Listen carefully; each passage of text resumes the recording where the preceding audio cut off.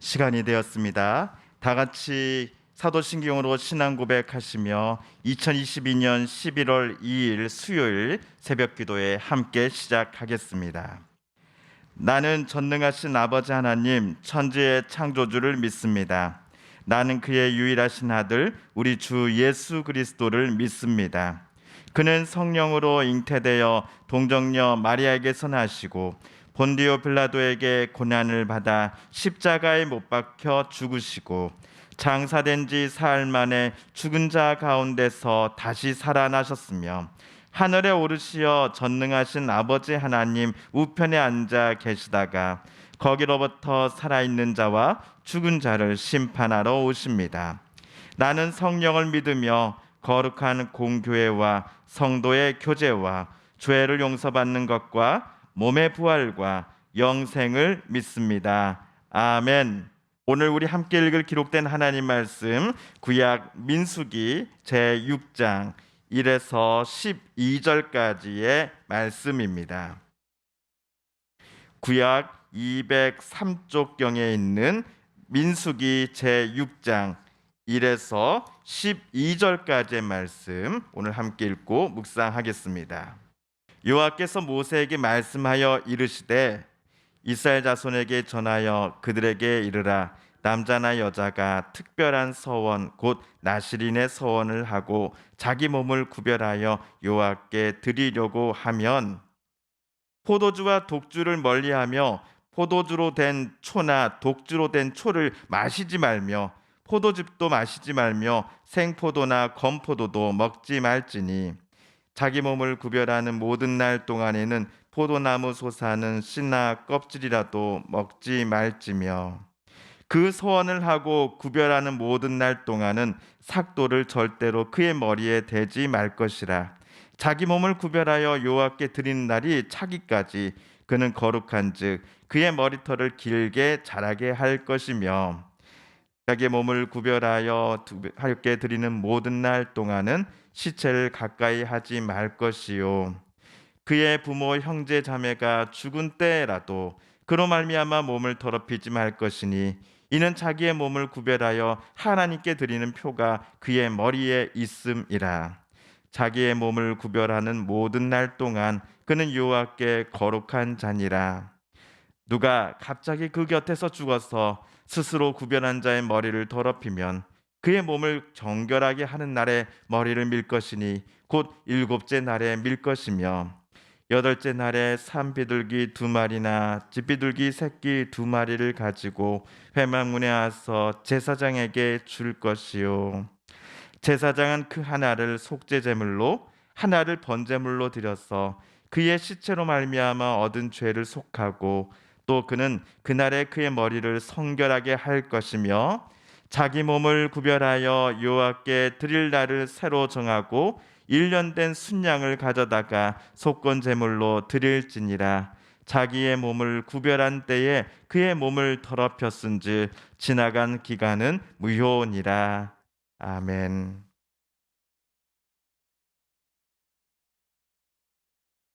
어제 화요일 본문에서 남편이 자기 아내의 간통을 의심할 경우 하나님은 남편과 아내 모두가 제사장 앞으로 우선 나아오라라고 지시하셨습니다. 남편의 의심처럼 그의 아내가 실제로 간통을 했는지 여부를 그 남편이 아니라 하나님께서 직접 판정 내리시기 위해서였습니다. 예수님 때만 하더라도 이스라엘에서 간통한 자는 태형에 돌로 맞아 죽는 것에 처해졌지요. 하지만 하나님은 남편이 자기 마음대로 여인이 간통했다라고 선언하는 것을 막으시고자 어제와 같은 의식을 부부가 제사장 앞에 나와 치르라고 명령하신 것입니다. 의심받는 여인이 제사장이 준비한 거룩한 물을 마시고서 신체의 변화가 즉시 일어난다면 그녀는 실제로 간음을 한 게 맞습니다. 그러나 물을 마시고도 아무런 변화가 나타나지 않는다? 그렇다면 그녀는 부정을 행한 게 아니다라는 증거가 됩니다. 자, 한편 오늘 수요일과 내일 목요일 이틀에 걸쳐서 우리는 민수기 6장에 나오는 나실인 규정에 관한 하나님의 말씀을 읽고 묵상하려고 합니다. 오늘 본문에는 나실인이 어떤 사람이며 또한 나실인에게 요구되는 세 가지 규정이 나와 있습니다. 그리고 내일 목요일 본문 13절 이하에는 나실인으로 헌신하기로 작정한 기간이 모두 이제 끝났을 때 어떤 예식과 제사를 드려야 하는지에 관하여 본문은 우리에게 말해줄 것입니다. 그렇다면 오늘 먼저 우리 2절과 8절을 세번역 성경으로 다시금 읽어보겠습니다. 먼저 2절입니다. 시작. 이스라엘 자손에게 말하여라. 너는 그들에게 다음과 같이 일러라. 남자나 여자가 나실 사람이 되어 나 주에게 헌신하기로 하고 특별한 서약을 했을 때는 8절입니다. 나실 사람으로 헌신하는 그 모든 기간에는 그가 나 주에게 거룩하게 구별된 사람이다. 나실인은 구별되다라고 하는 히브리어 단어에서 나온 단어입니다. 자, 2절이나 8절에서 나온 것처럼 나실인은 평생 또는 단기간 동안 하나님께 헌신하기로 작정한 사람들입니다. 자신의 인생을 자기 뜻, 자기 욕망대로 사는 것이 아니라 하나님의 뜻대로 살기로, 또 하나님의 거룩하심을 드러내기로 작정한 그런 특별한 서약을 한 사람들이 바로 나실인입니다. 대제사장과 또 제사장은 레위 지파 중 특별히 아론과 그의 남자 후손들만 임명을 받았습니다. 그러나 나실인은 남녀 구별이 없습니다. 또한 레위 지파가 아니어도 됩니다. 예를 들어 사사기에 나오는 삼손은 단지파 사람이었습니다. 레위 지파가 아니었습니다. 그리고 사무엘은 에브라임 지파 사람이었습니다. 주석서에 따르면요, 이 나실인이 되겠노라고 특별한 서약을 한 사람이 제사장 또는 대제사장이 성막에서 담당하는 그런 직무를 나누어 맡을 수 있는 것은 아니었다라고 합니다. 다만 나실인으로서 해야 할 의무는 거의 대제사장의 것과 같다라고 말할 수 있겠습니다. 오늘 본문에서 하나님은 나실인으로 서약한 사람이 반드시 지켜야 할 세 가지 규정을 모세에게 알려주십니다. 첫 번째 규정은 나실인은 3절에서처럼 독한 포도주와 독한 술을 삼가야 합니다. 나실인으로 사는 동안만큼은 포도로 만든 술은 물론이고 심지어 포도즙도 마셔서는 안 됩니다. 추측한 건데 술로 인해 사람이 인사불성이 되고 이성이 마비되고 술이 사람으로 하여금 하나님이 원하시지 않는 말과 태도를 하도록 만들어 버리기 때문이었을 것입니다. 그렇게 나실인이 되고자 한다면 포도주를 그 기간 동안만큼은 단 한 모금도 마셔서는 안 된다라고 하나님께서 명령하시지 않았나 싶습니다. 자, 두 번째로 나실인은 서운한 기간 동안에는 어떠한 일에도 자기 머리를 삭도로 밀어서는 안 된다라고 하나님 말씀하셨습니다. 모세 당시 주변 가나안에 위치한 민족의 여러 남자들은요, 보통의 남자들은 자기네 민족 신을 위해서 머리를 짧게, 그것도 삭발을 한 사람들이 많았다고 합니다. 이 때문은 아니었지만 모세 때 이스라엘 남자들도 머리를 단정하게 단발로 잘랐습니다. 그렇게 머리카락에 가위를 전혀 대지 않고 머리를 그냥 장발로 기른 남자를 볼 때 사람들은 야, 저 사람 나실인 서약을 하였나 보군 하면서 한 번에 그 장발의 사람이 나실인임을 알아챘다라는 것이죠. 여러분, 삼손 하면 무엇이 생각나십니까? 그의 강한 힘과 긴 머리카락이 있죠. 왜냐? 그가 나실인이었기 때문입니다.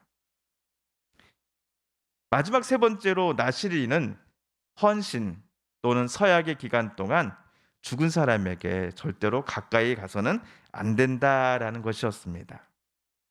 심지어 나실인의 부모님 또는 형제 자매가 돌아가셨을 때라도 그들의 죽음에 나실인은 가까이 해서는 안 된다라고 하나님 말씀하십니다. 그런데 이 규정은 제사장도 똑같이 지켜야 하는 것이었습니다. 레위기 21장 10절 그리고 11절에 따르면 똑같은 규정을 제사장도 지켜야 한다는 사실을 우리는 보게 됩니다. 반면에 대제사장과는 달리 일반 제사장들은 자기 부모 또는 형제 자매의 죽음에 닿는 것이 허락되었습니다. 물론 제사장도 자기 가족을 제외한 다른 이들의 죽음을 만지거나 접촉해서는 안 된다라고 하셨죠. 그렇다면 나실이는 레이지파 사람이 아님에도 대제사장이나 제사장 같은 이름도 핏도 얻는 것도 아님에도 대제사장만큼의 높은 기준의 정결함, 거룩함의 규정을 서원한 기간 동안만큼은 반드시 지키며 살아야 했다라는 것을 우리는 알 수 있습니다. 그런데 나실인 앞에서 어떤 사람이 갑작스럽게 죽어서 그 죽음에 나실인이 닿았을 상황이 생겼을 때의 규정이 오늘 본문 9절 이하에 나옵니다. 9절을 잠깐 제가 읽어보겠습니다. 누군가가 그 사람 앞에서 갑자기 죽어 그 죽음의 몸이 다 헌신한 표로 기른 머리털을 더럽혔을 때에는 몸을 정결하게 하는 날 그 머리털을 밀어야 한다. 곧 그는 이래 동안을 기다렸다가 머리털과 수염을 밀어야 한다. 이 상황은 비록 의도한 것은 아니지만 어떤 죽음에도 닿아서는 안 된다라고 하는 나신 규정을 어기게 된 것이므로 이 나실인은 그 즉시 부정하게 됩니다. 정결하기까지 7일간의 시간을 보내고 제8일째 되는 날 나실인은 자기 머리털과 수염을 밀어야 합니다. 이때부터 머리를 새롭게 다시 길러야 하는 것이죠. 그는 같은 날 비둘기 2마리를 성막으로 가져가 한 마리는 속죄 제물로 나머지 한 마리는 번제물로 바치면서 죽음을 만지게 된 그의 죄에 대해 용서를 받아야 합니다. 그리고 1년 된 새끼 순양을 가져다가 속건 제물로 바치고서는 새롭게 나실인으로서의 서약한 기간을 다시 시작해야 합니다. 죽음을 만진 일로 나실인의 몸이 부정하게 되었기 때문에 새로 헌신한 경우에는 그 이전까지의 기간은 무효가 되기 때문이지요. 자, 여기까지 보시면서 나실인으로 산다는 것이 정말 쉬운 일이 아니었겠구나 하는 생각을 우리 성도님들께서도 하셨을 것입니다. 그러면서 대제사장이나 제사장처럼 제사장과는 달리 나실인은 자랑할 만한 직책도 없고 그런 특별한 의복도 입는 것도 아니지만 산골짜기나 숲속이 아니라 각자의 자리에서 자기 집에서 자기 일터에서 하나님께서 이스라엘 백성들에게 요구하셨던 거룩함이 무엇인지를 자신의 삶을 통해 밝히 드러내는 사람이었다라는 사실도 오늘 말씀을 통하여 우리는 새롭게 깨닫게 되었습니다. 마찬가지로 저와 여러분은 그리스도인이라고 하는 나실인으로 우리는 오늘 하루를 살아가도록 하나님께 부름받은 사람이 아닐까 싶습니다. 그렇게 오늘 하루도 우리의 생각과 말과 행동을 통해 하나님의 영광과 또 하나님의 사람을 향한 크신 사랑을 가족과 이웃, 일터에 전하는 저와 여러분 되시기를 이 아침 함께 다짐해 보고 싶습니다. 주님께서 가르쳐 주신 기도를 드리며 오늘 말씀 묵상을 마칩니다. 하늘에 계신 우리 아버지, 아버지의 이름을 거룩하게 하시며 아버지 나라가 오게 하시며 아버지의 뜻이 하늘에서와 같이 땅에서도 이루어지게 하소서. 오늘 우리에게 일용할 양식을 주시고 우리가 우리에게 잘못한 사람을 용서하여 준 것 같이 우리 죄를 용서하여 주시고 우리를 시험에 빠지지 않게 하시고 악에서 구하소서. 나라와 권능과 영광이 영원히 아버지의 것입니다. 아멘. 오늘 함께 우리가 읽은 말씀을 기억하시며 하나님 앞에 각자 개인 기도 시간 갖도록 하겠습니다.